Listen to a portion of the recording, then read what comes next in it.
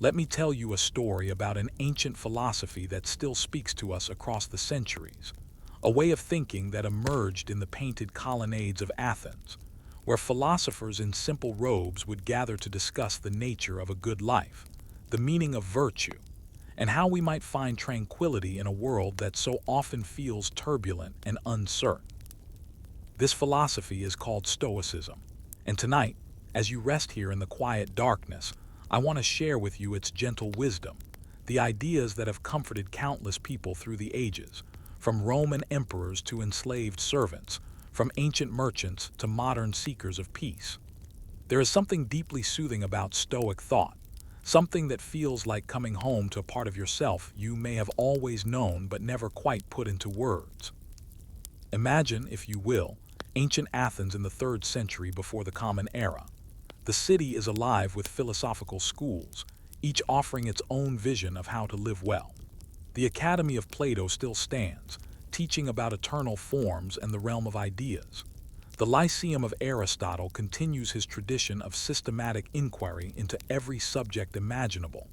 The Garden of Epictetus welcomes those seeking pleasure understood as tranquility and the absence of pain.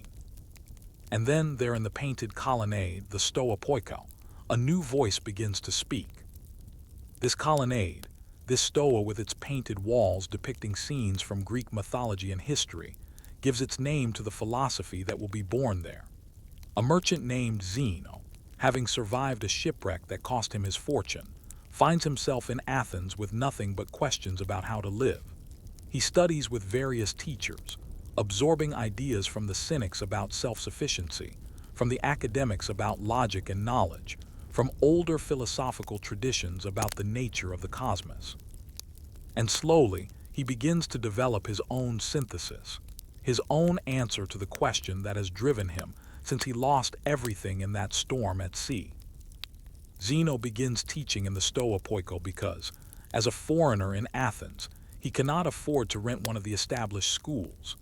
But this public colonnade, free and open to all who pass by, becomes the perfect home for a philosophy that will emphasize accessibility, practicality, and the fundamental equality of all human beings in their capacity for reason and virtue. Anyone can stop and listen to Zeno. Anyone can join the conversation. And this openness, this democratic spirit, becomes woven into the very fabric of Stoic thought. The philosophy that Zeno teaches is not abstract or removed from daily life. It is intensely practical, focused on answering the most pressing question any of us can ask. How should I live? How can I find peace and contentment in a world where so much is beyond my control? How can I be good, truly good, in a world that often seems to reward vice and punish virtue? How can I maintain my tranquility when everything around me is constantly changing, when loss and disappointment seem inevitable, when even my own body and mind will eventually fail me? The Stoics observe something fundamental about human experience. We suffer, they notice, not primarily because of the events that happen to us, but because of our judgments about those events. Two people can experience the same situation and respond completely differently. One person loses their job and falls into despair, seeing it as a catastrophe. Another loses their job and sees it as an opportunity for change, perhaps even a relief. The external event is the same. What differs is the interpretation, the meaning assigned to it, the story told about what it signifies. This observation becomes the cornerstone of Stoic philosophy. If our suffering comes primarily from our judgments rather than from events themselves, then we have far more power over our own happiness than we might have imagined. We cannot control what happens to us. We cannot control the weather, the economy, other people's choices, the fact that we will age and eventually die. But we can, with practice and wisdom, learn to control our judgments about these things. We can learn to see them clearly, without the distortions of fear and desire, without the dramatic stories our minds so love to tell. The Stoics divide all things into two categories, and this division is so important, so fundamental to everything that follows, that it deserves our careful attention here in the quiet darkness. There are things that are up to us within our control, and there are things that are not up to us beyond our control. What is up to us? Only our own choices, our own judgments, our own responses to events. Our opinions, our desires, our aversions, our intentions. The movements of our will. Everything else, everything in the external world, is not truly up to us. This might sound harsh at first, even pessimistic. Surely we can control some external things. Surely our actions have effects in the world. The Stoics do not deny this. They recognize that we can influence external events, but influence is not the same as control. I can work hard at my job, but I cannot control whether I am promoted. I can be kind to others, but I cannot control whether they are kind in return. I can take care of my health, but I cannot control whether I become ill. I can love someone deeply, but I cannot control whether they love me back or whether circumstances will separate us. The distinction the Stoics are making is subtle but profound. They are pointing to the difference between our effort and the outcome, between our intention and the result. We can control our effort. We can control our intention. We can control the kind of person we choose to be in any given moment. But the results, the outcomes, the way the world responds to our actions, these are not entirely up to us. They depend on countless factors beyond our control. Now, imagine what happens when we really understand this distinction, when we truly internalize it. So much of our anxiety comes from trying to control things that are not up to us. We worry about whether people will like us, whether our plans will succeed, whether we will get what we want. We become angry when things do not go our way, as if the universe has somehow failed to obey our will. We become fearful of loss, attaching our peace of mind to external things that can always be taken away. The Stoics suggest a different approach, one that brings with it a profound sense of freedom and peace. Focus your concern on what is actually up to you.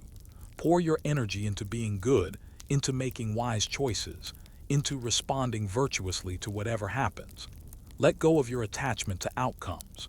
Do your best, and then accept whatever results follow with equanimity, recognizing that the outcome was never entirely in your hands anyway. This is not the same as passivity or resignation. The Stoics are not suggesting that we stop trying to improve our lives or the world around us. Quite the opposite. When we stop wasting energy on anxiety about outcomes, we can pour all our effort into our actions themselves. When we stop being paralyzed by fear of failure, we can take wise risks. When we stop demanding that the world conform to our wishes, we can see it more clearly and work with it more effectively. The early Stoics, Zeno and his successors, developed this philosophy into a complete system.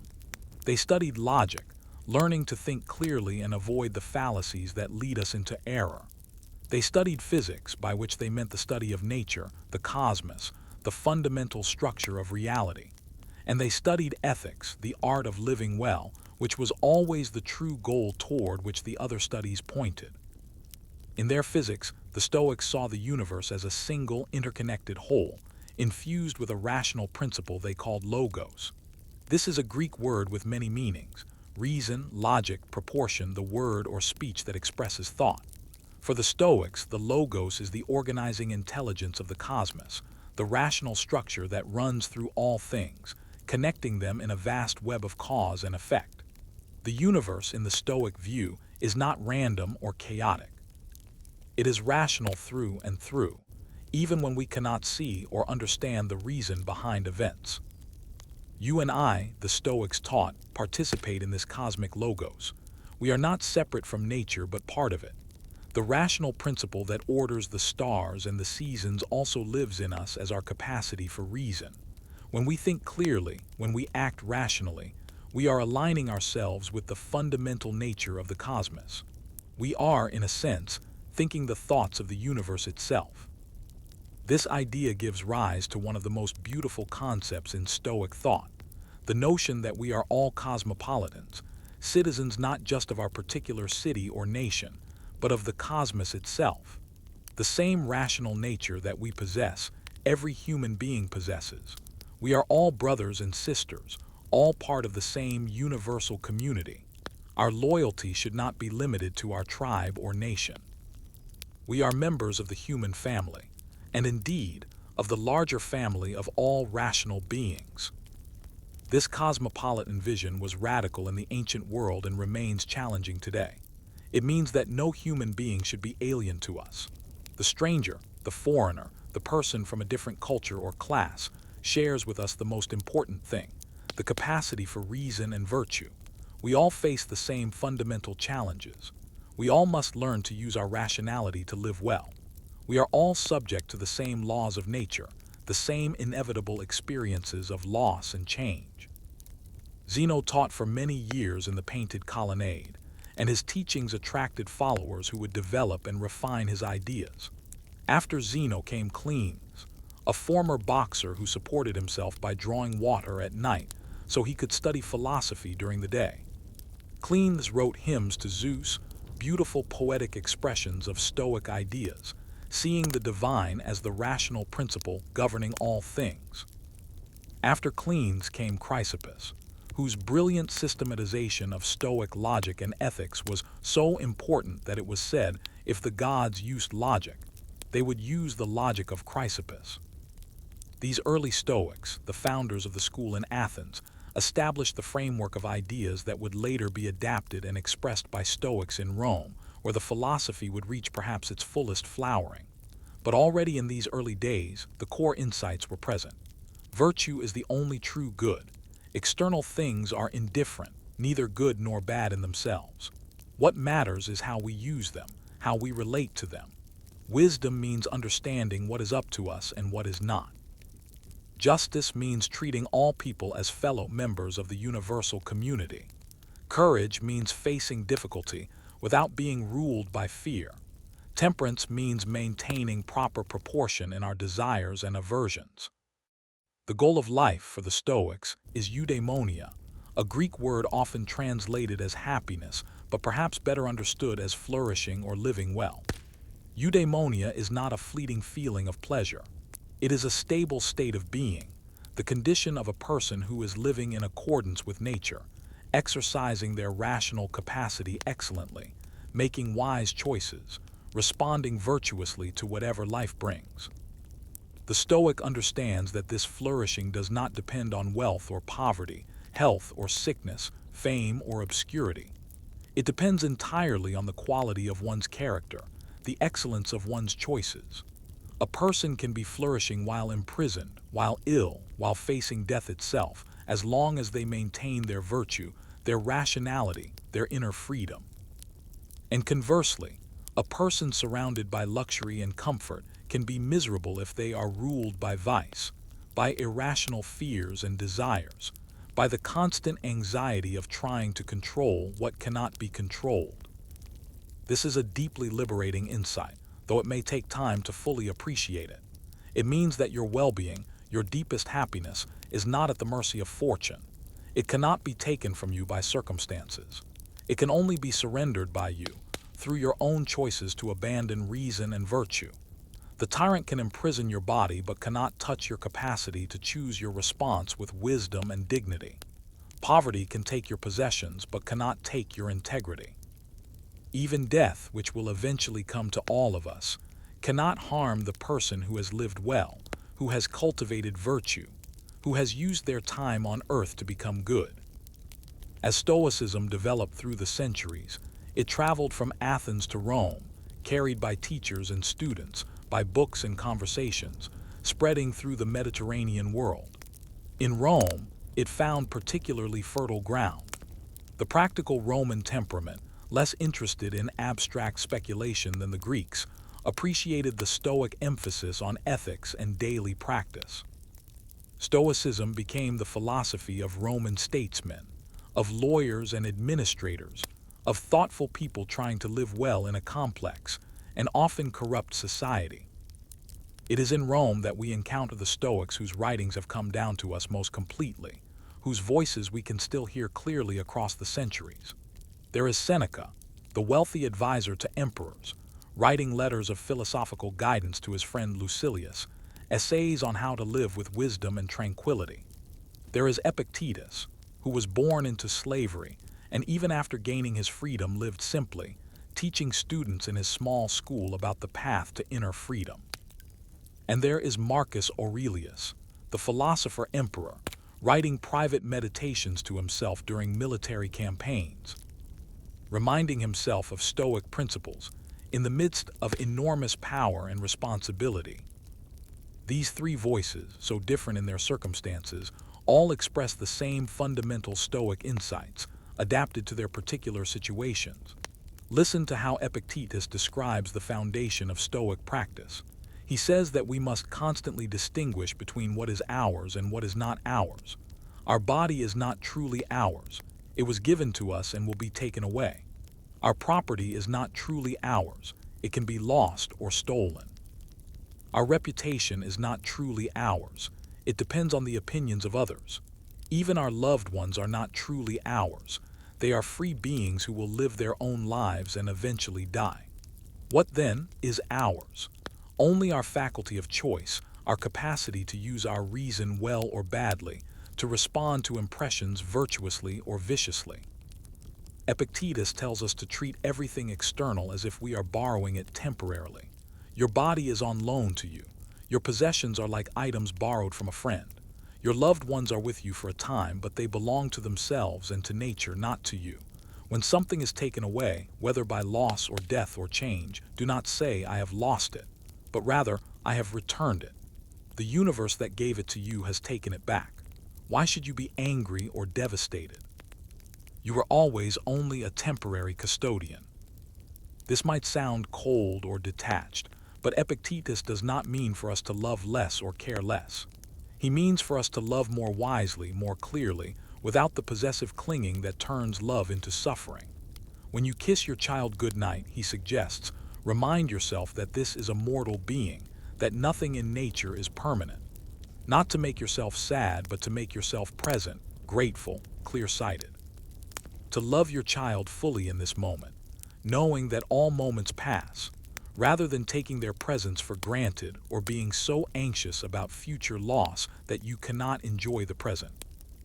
Seneca, writing from his very different position of wealth and influence, echoes these themes while addressing the particular challenges of his station. He writes about the dangers of being enslaved to luxury, how we can become prisoners of our own possessions, spending our lives in anxious protection of things that are ultimately worthless.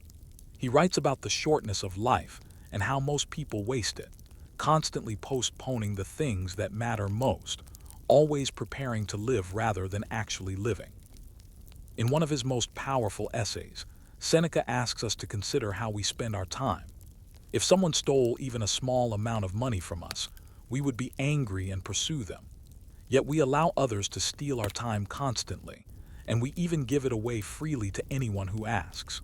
We are careful with our money but careless with our days, treating time as if it were infinite when in fact it is our most precious and limited resource. We postpone philosophy, postpone self-examination, postpone the cultivation of virtue, thinking we will have time later, but later may never come. Seneca urges us to live as if each day might be our last, not in a morbid way, but in a way that makes us present and intentional. Do not put off until tomorrow what gives your life meaning. Do not postpone kindness or wisdom or the contemplation of important truths. Live now, fully and consciously, as the person you want to be. Make each day complete in itself, so that if it were your last, you could face death without regret, knowing you had truly lived. And then there is Marcus Aurelius, perhaps the most touching of all the Stoic voices, because his meditations were never meant to be read by others. They are notes to himself, reminders and encouragements written during difficult times, during wars on the frontier, during the weight of imperial responsibilities, perhaps during illness. We are reading over his shoulder as he attempts to live his philosophy, as he struggles with the same human challenges we all face. Marcus reminds himself again and again of the brevity of life, the inevitability of death, the insignificance of fame and power in the grand scheme of things. He was the most powerful man in the world, the Roman emperor, and yet he writes to himself about the emptiness of worldly status. The emperors who came before him, where are they now? Forgotten, their palaces dust, their armies vanished. The people he knows, even those he loves, will all die, and so will he. Everything passes. Everything changes. Everything returns to the elements from which it came. But this reflection on impermanence does not make Marcus despairing. Instead, it clarifies what matters. If everything is temporary, if death will come to emperor and peasant alike, if fame fades and power dissolves, then what should we care about? Only this: doing our duty well, treating others justly, maintaining our own integrity, living in accordance with our rational nature. Only this moment, this choice, this opportunity to act virtuously. The rest is indifferent. Marcus writes beautifully about accepting what happens without resistance. He says that everything that happens is like the grain that the mill is meant to grind. The mill does not complain about the grain. It simply does what it was made to do. You too have a nature, a function. You are a rational, social being, meant to think clearly and act justly. Whatever happens to you is your grain to grind. It is the material with which you must work. Do not waste energy wishing for different circumstances. These are your circumstances. This is your life. These are the challenges through which you will either demonstrate virtue or fail to do so. There is a profound acceptance in this attitude, but it is not passive acceptance. It is the acceptance of a craftsman who looks at the materials available and says, "Very well, this is what I have to work with. Now, what can I create?" The Stoic accepts reality completely, without complaint or resistance, and then acts within reality as wisely and virtuously as possible. One of the practices that Marcus and other Stoics recommend is the premeditation of evils, which sounds grim but is actually quite liberating. They suggest spending time imagining the things you fear losing. Imagine losing your property. Imagine losing your health. Imagine losing your loved ones. Imagine your own death. Not to torment yourself, but to prepare yourself to recognize that all these things are natural and inevitable parts of human life. They will happen, or they may happen at any moment. How then will you respond? What kind of person will you be in the face of loss? By contemplating these possibilities in advance, you remove much of their power to disturb you when they actually occur. You have already, in a sense, experienced them. You have already decided how you will respond. You have rehearsed your virtue, and in the meantime, you appreciate what you have more deeply, knowing it is temporary, refusing to take it for granted. The Stoics also practice what they call the view from above, a kind of imaginative exercise in perspective. They invite you to zoom out in your mind's eye to see yourself from a distance. See yourself in your room, in your house, in your city, in your country. Keep zooming out. See the whole earth, a small planet in a vast cosmos. See the countless humans who have lived and died, the endless generations that have faced the same struggles you face. See the immensity of space and time, and recognize your own life as a brief moment, a small ripple in an infinite ocean. This exercise is not meant to make you feel insignificant or depressed. It is meant to give you perspective, to help you see that the things you worry about are not as catastrophic as they seem. That embarrassment you experienced, that failure you fear, that criticism you received, how important is it really in the vast scheme of things? The emperor himself will be forgotten. Your anxieties will not even be a footnote in history. So why allow them to rob you of your peace? Why not let them go and focus on what truly matters, which is being good, being rational, being virtuous in this moment? The Stoics talk often about living in accordance with nature, and this phrase deserves careful consideration because it can be misunderstood. They do not mean living primitively or rejecting civilization and technology. They mean living in harmony with your nature as a rational, social being, and living in acceptance of the nature of the universe, which includes change, impermanence, cause and effect, the interconnection of all things. Your nature as a human being, the Stoics teach, is to reason and to form communities. You are distinct from animals in your capacity for rational thought, for abstract reasoning, for ethical judgment. This capacity is your defining characteristic, your essential nature. To live according to nature means to cultivate and use this capacity excellently. It means thinking clearly, making wise choices, acting rationally rather than being driven by irrational passions. You are also by nature a social being. You are not meant to live alone but in community with others.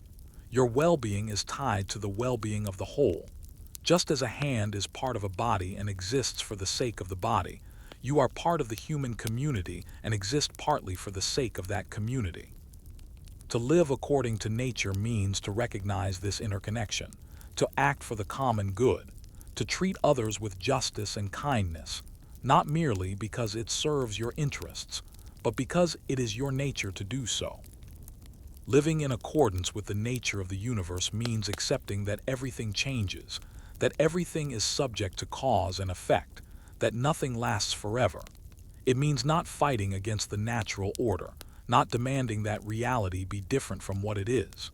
When winter comes, you do not rage against the cold. You accept that winter is part of the natural cycle and you adapt accordingly.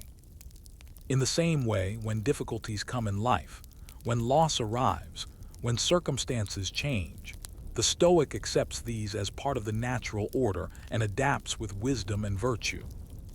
The Stoics have a technical term for the state they are trying to achieve. They call it apatheia, which unfortunately gets translated as apathy, giving entirely the wrong impression. Apatheia does not mean not caring. It does not mean being cold or emotionless or indifferent to the suffering of others. It means freedom from pathos, from destructive passions, from the irrational emotions that disturb our peace and cloud our judgment. The Stoics distinguish between proper feelings and destructive passions. It is natural and appropriate to prefer health to sickness, wealth to poverty, life to death. These are rational preferences based on the nature of things. What is not appropriate is to be enslaved by these preferences, to believe that your happiness depends on them, to be so attached to them that their loss destroys you. The Stoic feels the pull of preference but is not ruled by it. The Stoic can face the loss of preferred things with equanimity, knowing that virtue alone is necessary for flourishing. Similarly, the Stoic is not without positive emotions. They experience joy, the deep joy that comes from living well and acting virtuously. They experience appropriate affection for others, what the Stoics call oikeiosis, the natural bond we feel toward our fellow human beings. They experience a kind of rational delight in the beauty and order of the cosmos. What they are free from is anxiety, fear, anger, grief in its destructive forms, the turbulent emotions that arise from false judgments about what is good and bad. Imagine living without anxiety, without that constant background worry about whether things will go well or badly. This is what the Stoic offers, not through positive thinking or wishful optimism, but through clear seeing. Why be anxious? If something bad is happening, anxiety does not help. It only makes the situation worse by adding mental suffering to whatever physical or external suffering exists. If something bad might happen in the future, anxiety does not prevent it. It only makes you suffer now for something that may never occur. And if something bad is not happening and will not happen, then clearly anxiety serves no purpose at all. The Stoic learns to examine their anxious thoughts and to recognize them as judgments, interpretations that they have the power to change. When you feel anxious about a future event, what are you really saying? You are saying that the event would be bad, catastrophic, something you could not handle. But is this true? Have you not handled difficult things before? Are you not still here, still capable of responding rationally to whatever comes? The event itself is indifferent. What matters is how you respond to it, and you are always capable of responding virtuously if you choose to. This process of examining our thoughts, questioning our judgments, and choosing more rational interpretations is central to Stoic practice. The Stoics were perhaps the first cognitive therapists, recognizing that our emotions flow from our beliefs, and that by changing our beliefs, we can change our emotional responses. This insight has been rediscovered in modern psychology, but the Stoics understood it 2,000 years ago. When something happens that disturbs you, the Stoic method is to pause and examine the impression you have received. Someone insults you and you feel angry. Stop. What exactly are you telling yourself about this insult? Perhaps you are thinking, this person has harmed me. They have damaged my reputation. They have treated me unjustly and I must retaliate. Now question each of these thoughts. Has this person really harmed you? They have made sounds with their mouth or marks on paper. Your body is uninjured. Your capacity for virtue is intact. How then have you been harmed? What about your reputation? First, your reputation is not entirely up to you. It depends on the opinions of others which are beyond your control. Second, what is reputation really worth? The good opinion of others is pleasant, but it is not necessary for your flourishing. Many good people have been slandered. Many bad people have been praised. Reputation is an unreliable guide to virtue. Third, if you respond to this insult with virtue, with calm dignity, you demonstrate your character far more effectively than if you respond with angry retaliation. What about justice? Has the person treated you unjustly? Perhaps. But remember that people do wrong because they are confused about what is good. They think that harming you will benefit them somehow. They are mistaken, and their mistake harms them far more than their insult harms you. They are damaging their own character, their own capacity for virtue. You can pity them rather than hating them, understanding that they are acting from ignorance. By examining your thoughts in this way, the anger loses its grip. You see that you are not compelled to be angry. You are choosing anger by assenting to a series of questionable judgments. You can choose differently. You can see the situation clearly and respond with wisdom instead of passion. The Stoics recommend this kind of analysis for all disturbing emotions. When you feel fear, examine what you are telling yourself about the future. When you feel grief, examine what you are telling yourself about loss. When you feel envy, examine what you are telling yourself about what others have. In each case, you will find judgments that you can question, interpretations that you can revise, a choice about how to see the situation. This does not mean that you will never feel initial emotional reactions. The Stoics recognize that we are not pure reason. We have bodies. We have automatic responses. We have been conditioned by our upbringing and society. When something startling happens, you may feel a flash of fear before your reason has time to engage. This is natural and not a failure. What matters is what you do next, whether you assent to the fearful interpretation or whether you examine it rationally and choose a more appropriate response. Marcus Aurelius offers a beautiful image for this process. He says that the mind is like a sphere that maintains its shape. External events press against it, but it springs back, maintaining its form. Your mind, your character, your capacity for virtue cannot be dented or damaged by external events unless you allow them to. You can maintain your inner freedom, your rational perspective, no matter what happens around you. This inner freedom, this independence from external circumstances, is the heart of Stoic peace. You do not need the world to be a certain way in order to be tranquil. You do not need other people to behave as you wish. You do not need to be healthy, wealthy, or successful by conventional standards. You need only to maintain your virtue, to think clearly, to act justly. This is entirely within your power, always available, never dependent on fortune. The Stoics speak of the sage, the perfectly wise person who has achieved complete virtue and lives in constant harmony with nature. They acknowledge that such a person is rare, perhaps even hypothetical, like a perfect circle that we can conceive of but never quite draw. Yet the sage serves as an ideal, a target to aim for, a vision of what human nature is capable of achieving. The sage is disturbed by nothing because the sage judges everything correctly. The sage knows what is truly good, namely virtue alone, and what is truly bad, namely vice alone. Everything else is indifferent, neither inherently good nor bad. Health is preferred to sickness, but a sick person can be virtuous and therefore flourishing. Wealth is preferred to poverty, but a poor person can be virtuous and therefore flourishing. The sage uses whatever circumstances arise as opportunities to practice virtue, accepting everything that happens as part of the natural order, as the grain they were meant to grind. The sage is completely free because the sage's happiness depends on nothing external. Imprison the sage, and they remain free inside. Strip the sage of possessions, and they remain rich in virtue. Threaten the sage with death, and they face it calmly, knowing they have lived well and that death is a natural part of life. The sage is untouchable, invulnerable, not because they are protected by walls or armies, but because they understand that nothing external can truly harm them.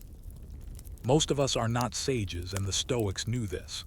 We are what they called progressing, people on the path toward wisdom but not yet there. We still make mistakes. We still feel inappropriate emotions. We still struggle with our irrational judgments. This is not a cause for despair. It is simply where we are, and from here we can make progress. The Stoic path is not about perfection but about direction. Are you moving toward virtue or away from it? Are you thinking more clearly today than yesterday? Are you responding more wisely to difficulties? Are you treating others with more justice? Progress, even slow progress, is success. Each moment is a new opportunity to practice, to choose the rational response, to align yourself a little more closely with your nature as a rational being. Stoics recommend daily practices to support this progress. In the morning, prepare yourself for the day. Remind yourself of Stoic principles. Anticipate the challenges you might face and how you will respond to them virtuously. Remember that you will encounter difficult people, frustrating situations, things that do not go according to plan. How will you respond? With wisdom, justice, courage, and temperance. With calm acceptance of what is not in your control and committed effort regarding what is. In the evening, review your day. What did you do well? What could you have done better? Where did you maintain your virtue, and where did you fail? This review is not about harsh self-judgment, but about learning, about seeing your patterns clearly so you can gradually improve. The Stoics saw philosophy not as abstract theory, but as a daily practice, a constant effort to live better. They also recommend keeping certain phrases or passages close at hand, words that can remind you of truth when you feel yourself being pulled into irrational reactions. Epictetus suggests memorizing key principles so they are always available to you.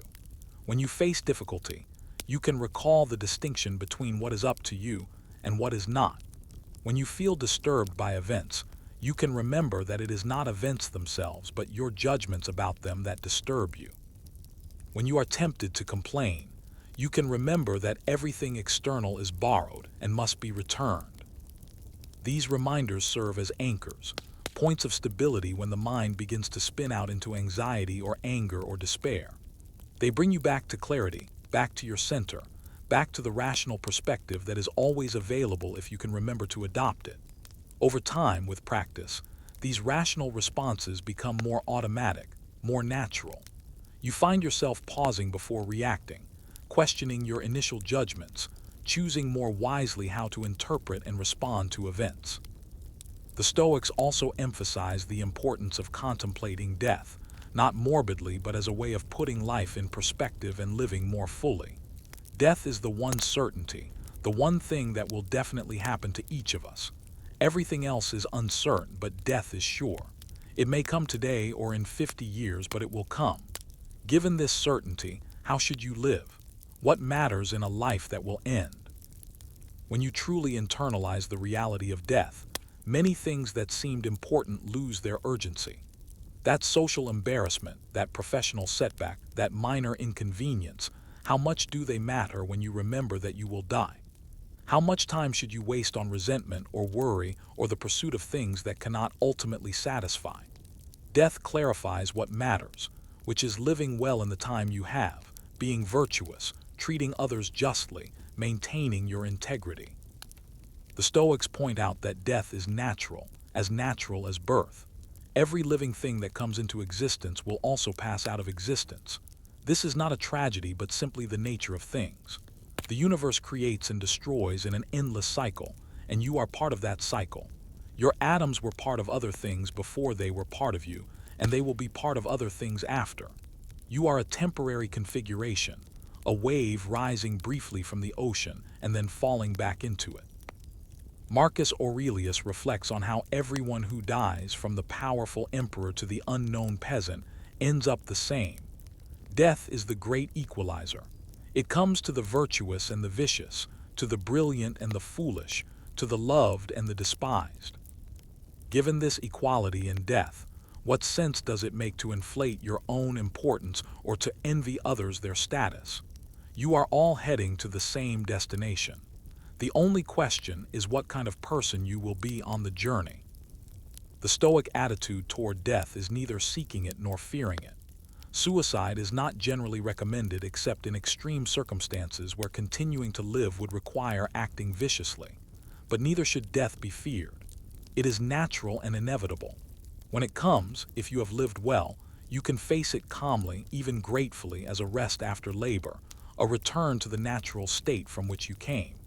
And if you have not lived well, death is no loss, for a bad life is not worth preserving. Either way, death is nothing to fear. This meditation on death, far from making life grim, actually makes it more precious. When you remember that your time is limited, you become more present, more intentional, more grateful for each moment. You do not postpone the things that matter. You do not waste your days on trivialities. You live now fully as the person you want to be, because this moment is all you truly have. The Stoics also teach about the interconnection of all things, what they call cosmic sympathy, or the web of cause and effect that links everything in the universe. Nothing happens in isolation. Every event is the result of countless prior causes and will itself be the cause of countless future effects. You are part of this vast web, connected to everything else, dependent on the sun and rain and soil, on the people who grew your food and built your shelter, on the entire history of the cosmos that led to this moment. When you understand this interconnection, you realize that you cannot separate your good from the good of the whole. When you harm others, you harm the system of which you are a part, and therefore harm yourself. When you help others, you strengthen the system and therefore benefit yourself. The Stoics see ethics not as arbitrary rules, but as recognizing and acting in accordance with this fundamental interconnection. This is why justice is not optional for the Stoic, but essential. You are by nature a social being, part of a community. To act unjustly, to harm others for your own benefit, is to act against your nature. It is like a hand harming the body it is part of. The hand may think it is benefiting itself, but it is actually ensuring its own destruction, for when the body dies, the hand dies with it. Marcus Aurelius expresses this beautifully when he writes that what is not good for the hive is not good for the bee. You are a cell in the body of humanity. Your welfare is inseparable from the welfare of the whole. The person who acts unjustly may gain some temporary advantage, but they damage their own character and their own connection to the human community. They make themselves sick, even if they appear to prosper. This understanding leads to a remarkable Stoic teaching about those who wrong us. When someone acts unjustly toward you, the Stoics say, recognize that they are your brother or sister, a fellow rational being who shares your nature. They are acting from confusion about what is truly good. They think that harming you will benefit them, but they are mistaken. They are actually harming themselves by damaging their character, by acting against their rational nature, by severing themselves from the community of which they are a part. You can pity them rather than hating them. You can try to teach them if they are willing to learn, showing them their error gently as you would want to be corrected when you are mistaken. And if they are not willing to learn, you can still maintain your own virtue. You can respond to injustice with justice, to hatred with patience, to violence with calm dignity. In this way, you break the cycle of harm. You refuse to let their vice infect you. You remain yourself, rational and virtuous, regardless of how they behave. This does not mean being passive in the face of injustice. The Stoic can and should work to prevent harm, to protect the innocent, to oppose wrongdoing. But this opposition comes from a place of rational judgment and concern for the common good, not from personal anger or desire for revenge. The Stoic soldier defends the community because it is right to do so, not because he hates the enemy. The Stoic judge punishes the criminal to protect society and hopefully educate the wrongdoer, not to satisfy a desire for vengeance. The emotions that the Stoics cultivate are what they call good passions or proper feelings, joy in living virtuously, appropriate affection for others based on recognition of shared humanity, rational caution about genuinely important matters. These feelings arise from correct judgments and support virtuous action. They are different from the destructive passions that arise from false judgments and disturb our peace. There is a gentleness in mature stoicism, a warmth that might not be apparent at first glance. When you are no longer consumed by anxiety about your own status and success, you have more capacity to care about others. When you are no longer defending your ego against every perceived slight, you can be more open and generous. When you recognize that everyone is struggling with the same fundamental challenges, everyone trying to live well with limited understanding, you become more patient and compassionate. The Stoic sees other people not as obstacles or competitors, but as fellow travelers on the path of life.